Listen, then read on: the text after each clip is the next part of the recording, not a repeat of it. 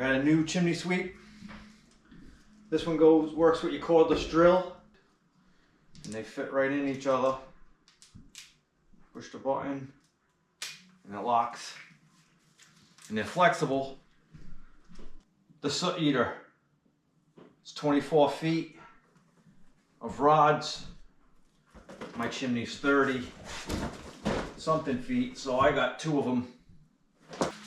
This piece goes in your drill.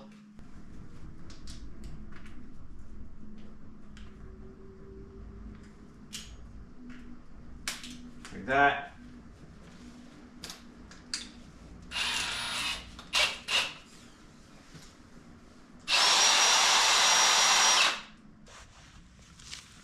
This is what it looks like when it's in your chimney.